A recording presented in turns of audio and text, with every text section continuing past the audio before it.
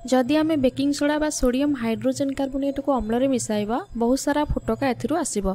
Zoom करी देखिले फोटका गुड़िक बाहर को आसला परे देखाउची। यह होची कार्बन डाइऑक्साइड गैस। एठारे सेही कार्बन डाइऑक्साइड विषय पढ़ा साधारणतः धातव कार्बोनेट और धातव हाइड्रोजेन कार्बोनेट अम्ल सहित किपरि प्रतिक्रिया करे देखिबा। चलो देखिबा धातव कार्बोनेट अम्ल सहित की प्रतिक्रिया करूची। एठारे मु गोटे उदाहरण नेछि। सोडियम कार्बोनेट को हाइड्रोक्लोरिक अम्ल सहित प्रतिक्रिया कराइछि। तेबे यह एक दुई विस्थापन प्रतिक्रिया। एठारे चार्ज माने निजर जगह अदल बदल करेंगे। दुई विस्थापन प्रतिक्रिया कौन ताहा आमे गोटे अलग वीडियो रे पढ़िबा। एई वीडियो रे टिके पॉज देई भाबो कि एठी उत्पाद कौन आसीबो। तबेले सोडियम कार्बोनेट आ हाइड्रोक्लोरिक अम्ल जलीय द्रवण रे रहिबे। सोडियम कार्बोनेट हमु कोन दबो ना Na+ चार्ज आ कार्बोनेट माइनस चार्ज दबो। सेही बळी हाइड्रोक्लोरिक अम्ल हमकु H+Cl- चार्ज हमकु दबो। एठारे देखो सोडियम कार्बोनेट सहित बांधी हेकिथिला। एठारे सोडियम रो चार्ज कोन पॉजिटिव, क्लोरीन रो चार्ज नेगेटिव। ताले सोडियम क्लोरीन सहित अट्रैक्ट हेई हमकु सोडियम क्लोराइड दबो। सेही बळी एठी H रो चार्ज कोन प्लस आ कार्बोनेट रो चार्ज होची माइनस। ताले हाइड्रोजन कार्बोनेट सहित अट्रैक्ट होइबा आकर्षित होई H2CO3 गठन करिवो। आमे आरंभ रो कथा होइतिले उत्पाद रे कार्बन डाइऑक्साइड गैस बाहरिबो बोली, किंतु एठारे H2CO3 बाहरुची। देख यही जो H2CO3 ये केवल स्थिर नुहे, तेणु यह भांगी आमको जल आउ कार्बन डाइऑक्साइड दब। तो आम ये कहीपर धातव कार्बोनेट अम्ल सहित प्रतिक्रिया करी लवण देउची, जल देउची आउ कार्बन डाइऑक्साइड गैस दउची। ताले ये कार्बन डाइऑक्साइड गैस बाहरुची कि नाही ताकू देखिया पई आमे आउ गोटे टेस्ट करबा बा आउ गोटे एग्जांपल नबा। आमे एठारे कैल्शियम कार्बोनेट को नैचे आउ एठी H2SO4 बा सल्फ्यूरिक एसिड को नैचे। यह मध्य एक दुई विस्थापन प्रतिक्रिया हेबो। चार्ज गुड़िक एठारे मध्य निजर स्थान अदल बदल करिवे। तो कैल्शियम कौन करिवो सल्फेट चार्ज सहित आकर्षित होई कैल्शियम सल्फेट दबो। आ हाइड्रोजन कार्बोनेट सहित आकर्षित होई कौन दबो हाइड्रोजन कार्बोनेट बा H2CO3 गठन करिवो। तो प्रतिक्रियाटा किछि एई भली हैला।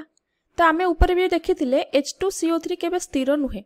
ताले कोन हेबो ना एई H2CO3 भांगी आमु कोन दबो जल दबो आउ कार्बन डाइऑक्साइड दबो। एठी भी हमको जल मिलिला, कार्बन डाइऑक्साइड मिलिला।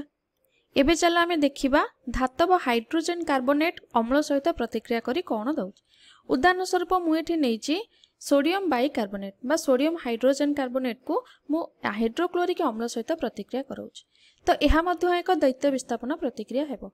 एठारे सोडियम हाइड्रोजन को विस्थापन करी क्लोरीन सहित मिसी सोडियम क्लोराइड गठन करिवो एवं हाइड्रोजन कार्बोनेट सहित मिसी H2CO3 गठन करिवो। तो मु एबे कहिथिली H2CO3 केबे स्थिर नुह, ताले सेटा भांगी हमु कोन दबो जल दबो आ कार्बन डाइऑक्साइड गैस उत्पन्न कराइबो। एठारे भी सही उत्पाद मिलिला। मु कहि परिबी धातव हाइड्रोजन कार्बोनेट सहित प्रतिक्रिया करी अम्ल कोन देई थाए लवण देई थाए, जल देई थाए आ कार्बन डाइऑक्साइड गैस देई थाए। ताहले मु कोन कहि परिबी ना धातव हाइड्रोजन कार्बोनेट अम्ल सहित प्रतिक्रिया करी लवण देला, जल देला आ कार्बन डाइऑक्साइड गैस उत्पन्न कला। एबे चलो आमे गोटे परीक्षा करी देखिबा जे कार्बन डाइऑक्साइड गैस किपरि उत्पन्न होउची।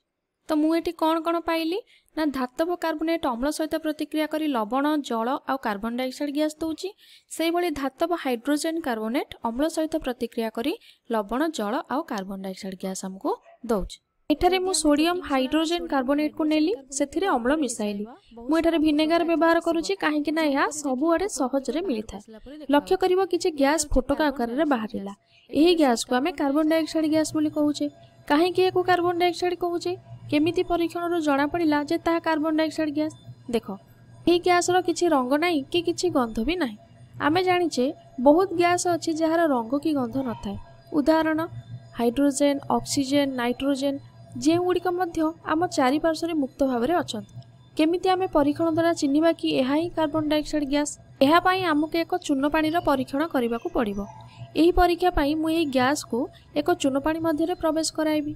एठारे चून पानी माने जलीय कैल्शियम हाइड्रोक्साइड द्रवण।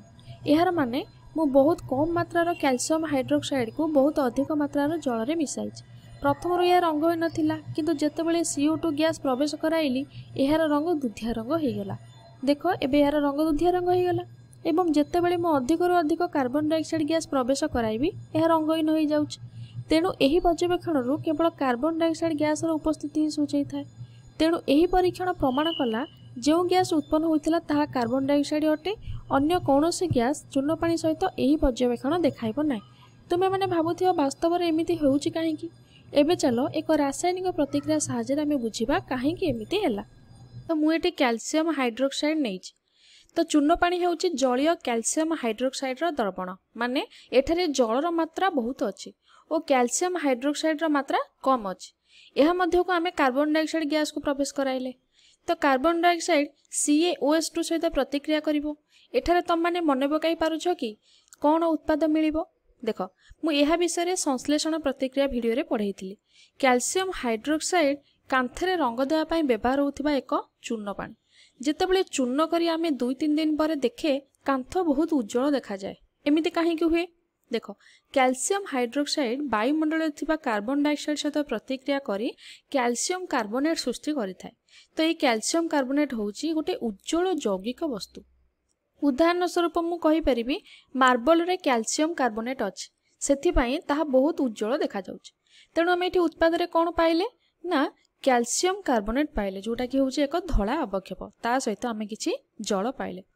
तो ये जो धला अवक्षेप एहा जल रे द्रवणीय नुहे, तेणु जलरू अलगा होइकी रहिथाय एवं एहा दुधिया रंगर मध्य होइथाय। एबे मते जहा उत्पाद मिलिला मु ताको आउ थरे कार्बन डाइऑक्साइड सहित प्रतिक्रिया कराइबी। कौन है जो कार्बन डाइऑक्साइड सहित पुणी प्रतिक्रिया कराइबी बा कार्बन डाइऑक्साइड को ता मध्य प्रवेश कराइबी, कार्बन डाइऑक्साइड कौन करिवो ना कैल्शियम कार्बोनेट और जल सहित प्रतिक्रिया करी कैल्शियम बाइकार्बोनेट बा कैल्शियम हाइड्रोजन कार्बोनेट सृष्टि करुछि। तो जोटा कि होउछि जल रे द्रवणीय, सेथि पई एहा रंगहीन हो जाउछि। ओके, तो एबे बुझी पारलो रंगहीन काहेकि हैला। तो एठारे देखिले प्रथमे कैल्शियम हाइड्रोक्साइड द्रवण कार्बन डाइऑक्साइड गैस सहित प्रतिक्रिया कला, आमे धला अवक्षेप पाइले। धला अवक्षेप कौन थिला जल रे द्रवणीय नथिला, सेथि पई एटा जल ठारे अलग हेकि रहउथिला। किंतु जेतेबेले सेही धला अवक्षेप को पुणी कार्बन डाइऑक्साइड गैस सहित आमे प्रवेश कराइले बा प्रतिक्रिया कराइले हमको कैल्शियम हाइड्रोजन कार्बोनेट मिलिला, जहा कि रंगहीन काहेकि ना यह जल रे द्रवणीय।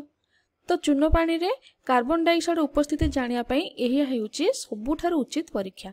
तो एबे आमे कोन कोन पढिले चलो देखिबा। तो आमे पढ़िले धातव कार्बोनेट बा धातव हाइड्रोजन कार्बोनेट अम्ल सहित प्रतिक्रिया करी हमको एटी कोन देला प्रोडक्ट, ता सहित किछि गैस उत्पन्न हैला। ताले एई गैस कोन बोली केमती परीक्षा करिबा सेटा भी आमे देखिले। जदि ए भिडियो रे किछि डाउट अछि ताले भिडियो को प्रथमरु जाई पुणी थरे देखि नियंतु।